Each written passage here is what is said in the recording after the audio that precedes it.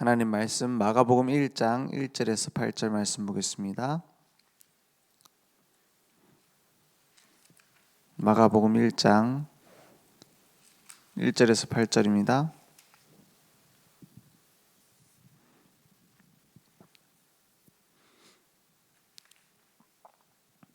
하나님의 아들 예수 그리스도의 복음의 시작이라.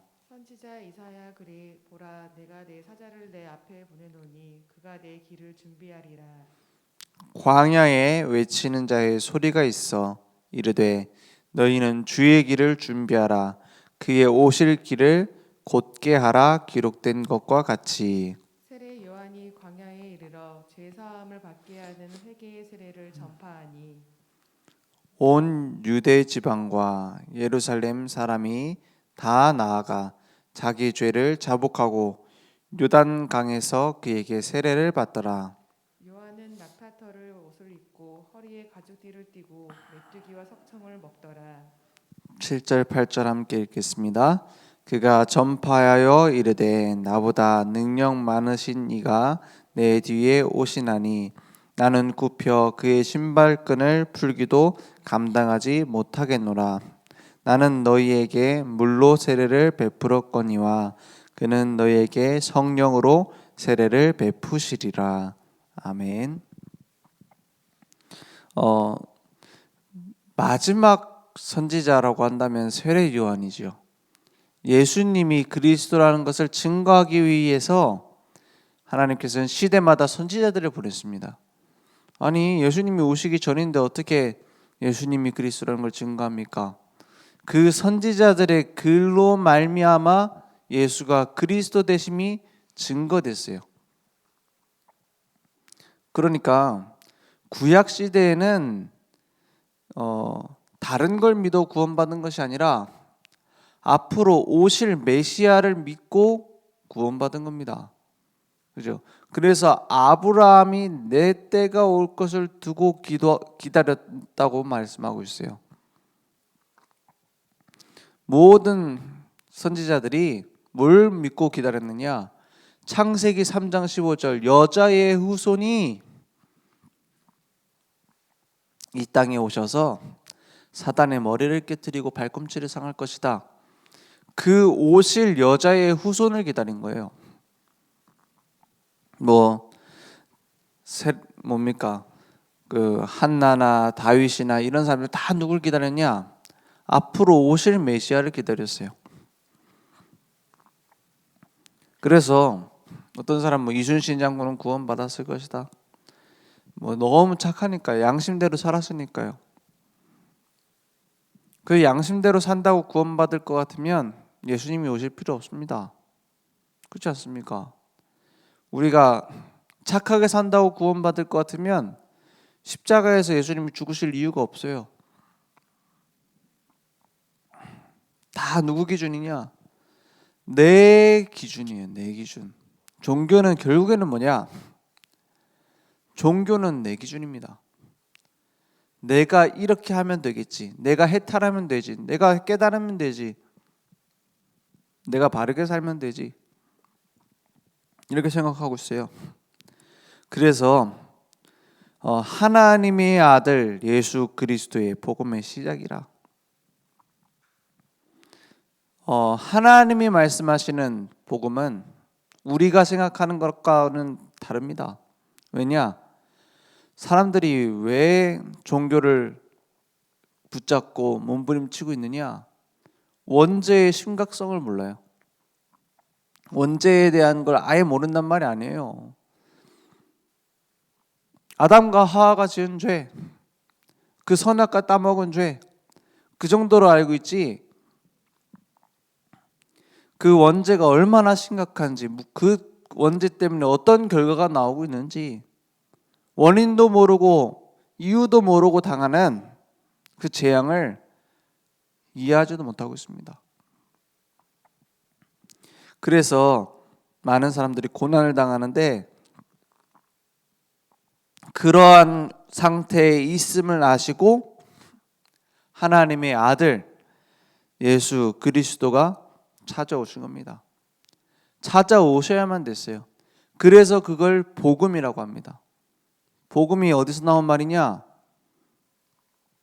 유한겔리온이라고 하는 단어에서 나온 말인데 전쟁에서 옛날에는 뭐 핸드폰이 있습니까? 뭐 전보가 있는 것도 아니잖아요. 그래서 전쟁이 나가지고 이제 장군을 내보내고 병사들을 내보낸 겁니다. 그래서 황제가 기다리고 있어요. 이제 뭘 기다리는 거죠? 승전보를 딱 듣기를 기다리고 있는 거예요. 그래서 전쟁이 나간 지 이제 몇 달 지났어요. 그래서 그래 이제 유능한 장군을 보냈고 많은 병사들을 보냈으니 전쟁에서 이기기만을 기다리는 거예요. 그러다가 이제 누가 와요? 파발꾼이 오는 겁니다. 파발꾼이 딱 소식을 들고 와요. 편지를 들고 와요. 그 안에 뭐가 들어있어요? 전쟁에서 이러이러한 전투를 하고 승리했습니다 라는 소식을 갖고 옵니다. 그걸 보고 유한겔론이라고 해요. 그걸 보고 기쁜 소식이라고 해요.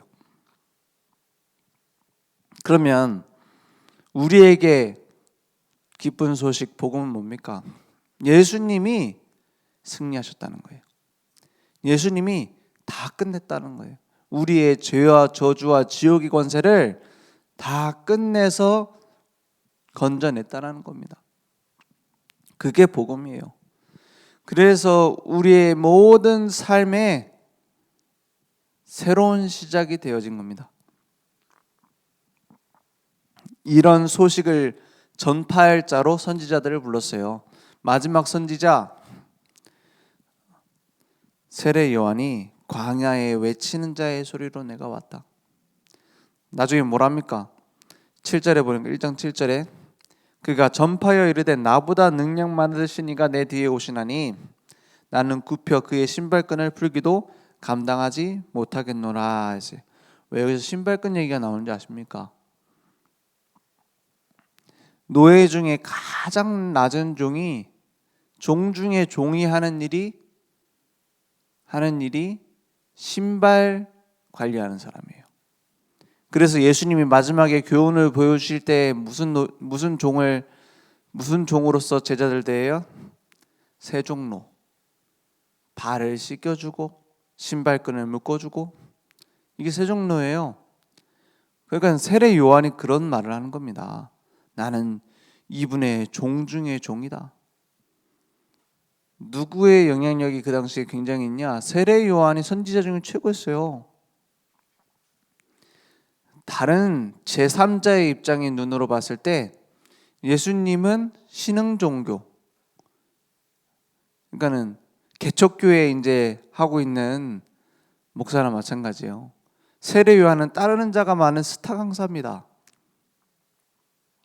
스타 강사라니까요. 그래서 이 사복음서에 좀 자세히 보면은 예수님의 제자들이 세례 요한의 제자들 굉장히 의식합니다. 그냥 잘 나가는 제자들이거든요. 세례 요한의 모습과 예수님의 모습이 꼭 비슷하게 비교되는 경우가 많아요. 그런데 그러한 세례 요한이 예수님이 그리스도라는 것을 딱 눈치채고는 어떻게 해요? 내가 그의 신발끈을 매는 것도 감당하지 못하겠노라 했어요. 그분의 내가 좀 제자로 들어가야 된다 이런 식으로 표현을 한 거예요. 야, 예를 들어서 최고 뭡니까 막 그 여의도 순복음교회 이런 목사님이 와가지고 나 이 교회 와가지고 배워야 되겠다 하는 거랑 마찬가지예요. 이런 지금 상황입니다. 그러니까 세례 요한이 정확하게 봤죠. 뭐랍니까? 나는 너희에게 물로 세례를 베풀었거니와 그는 너희에게 성령으로 세례를 베푸시리라 했어요. 그 뒤에 보니까는 예수님이 오셔갖고 그 세례 요한에게 세례를 받고자 하시죠.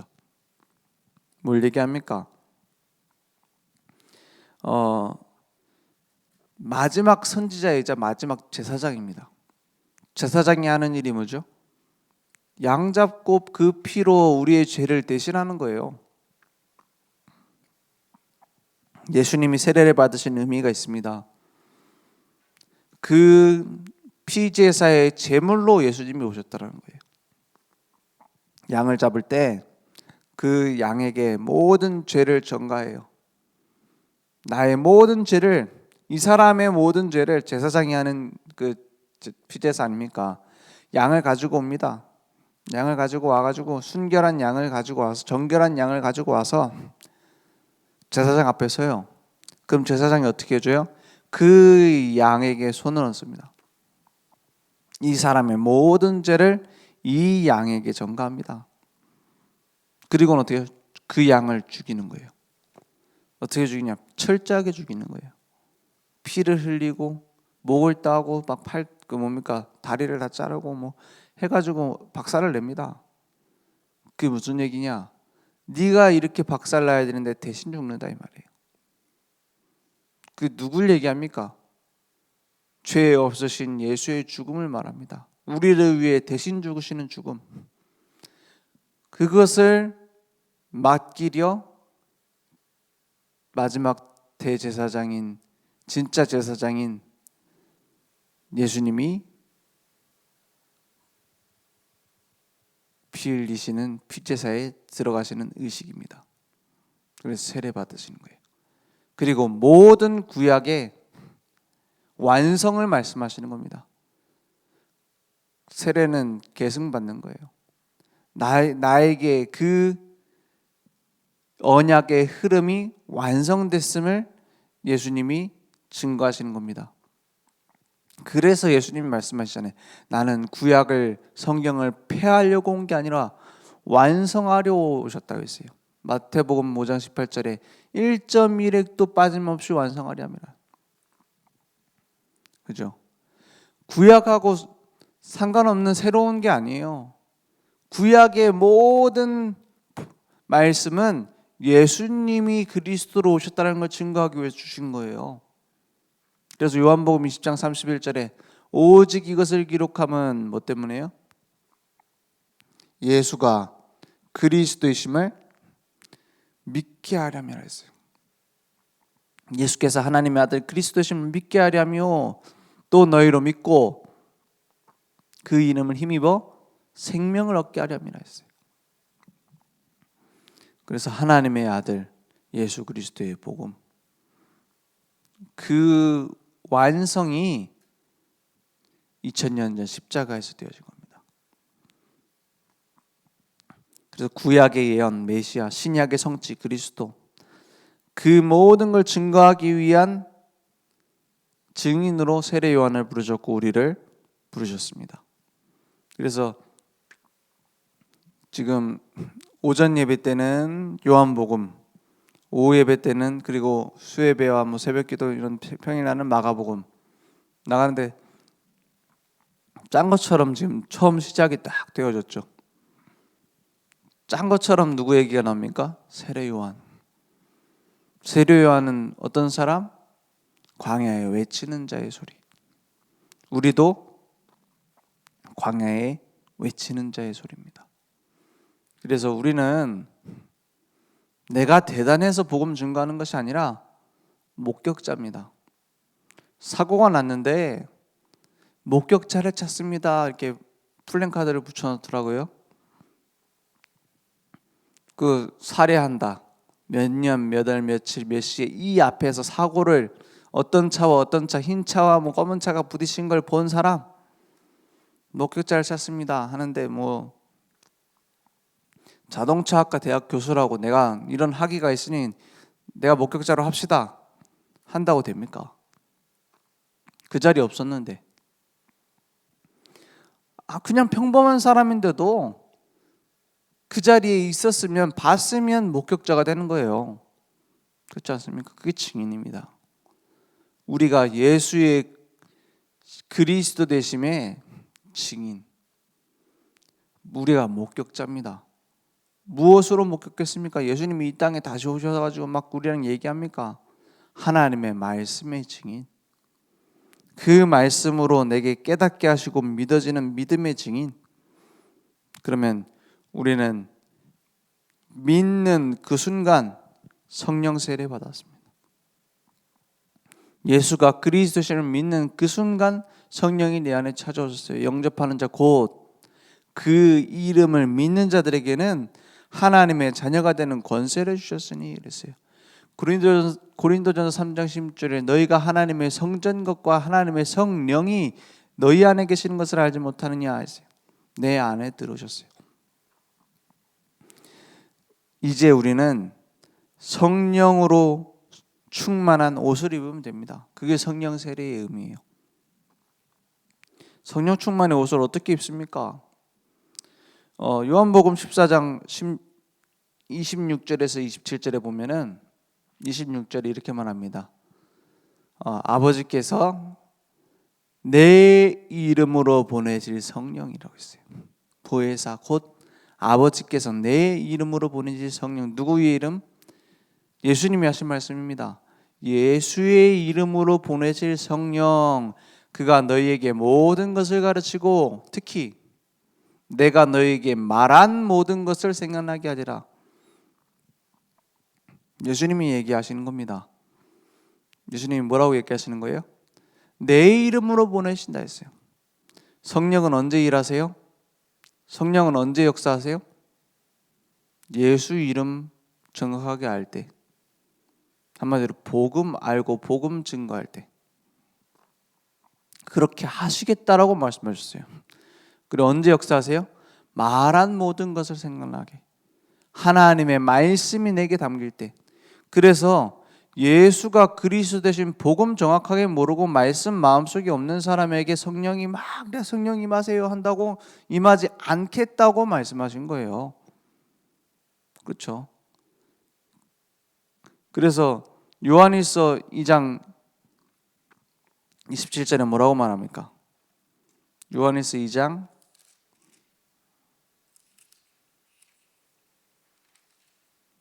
27절에 이렇게 말하고 있어요. 너희는 주께 받은 바, 받았어요. 기름 부음이 너희 안에 거하나니, 성령이 내 안에 거했단 말이에요. 아무도 너희를 가르칠 필요가 없고, 이거는 누가 목사님이나 장로님 하는 얘기나 들을 필요 없다, 내가 하나님께 직접 통한다, 이런 뜻이 아니에요. 오직 그의 기름 부음이, 내 안에 계신 성령이 모든 것을 너에게 가르치며 또 참되고 거짓이 없으니 뭐라고 해요? 너희를 가르친 그대로 주 안에 거하라 했어요. 성령이 우리 안에 계셔서 우리에게 직접 깨닫게 하시겠다는 거예요. 그런데 어떻게 해요? 내 안에 성령으로 역사하셔서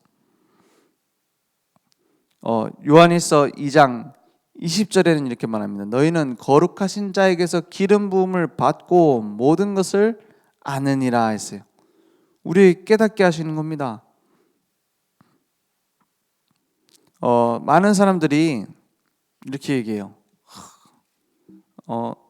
너희들이 잘 믿고 잘 실천하고 하면 된다 해요. 그렇지 않습니다. 예수께서 우리에게 기름 부으시고 예수님이 우리에게 그 기름 부음으로 깨닫게 하시고 우리의 길을 인도하시겠다고 했어요.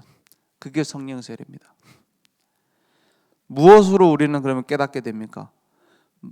예수의 이름과 내게 주신 말씀입니다. 특히 예배를 통해서 모든 걸 깨닫게 하세요. 그래서 오직 복음, 오직 말씀, 오직 성령 충만, 그것으로 끝입니다. 하나님께서는 우리에게 완전한 답을 주셨어요. 복음으로 다 끝내는 겁니다. 그래서 복음 안에서 모든 답을 찾고 누리는 겁니다. 하나님께서 지금도 내 안에 성령으로 역사하세요. 그러면 뭐 하면 되느냐? 오직 성령이 너에게 임하시면 너희가 권능을 받고 예루살렘과 온 유대와 사마리아와 땅끝까지 이르러 내 뭐가 돼요?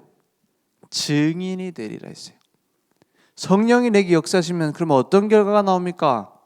성령 세례 받으면 결과는 한 가지로 통하게 돼 있어요. 아니 성령의 은사가 뭐 수십 가지 아닙니까? 성경에만 해도 성령의 은사가 엄청 많던데요. 근데 결국에는 하나로 통해요. 뭐가 되냐? 내 증인이 되리라. 성령이 역사하면 병 낫는다. 성령이 역사하면 돈 많아진다. 성령이 역사하면 성공한다. 그럴 수 있습니다. 그죠? 그럴 수도 있어요. 아닐 수도 있습니다. 그러면 성령 충만 받은 스데반은 그러면 실패자입니까? 순교했는데요. 그렇잖아요. 평생 가난하게 살다가 피만 뿌리고 간 순교자들 많습니다. 근데 그들이 얼굴이 천사 같았다 했어요.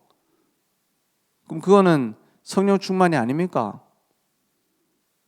그거는 우리의 시각이에요. 하나님의 약속은 뭐라고 하냐? 내 증인이 되리라.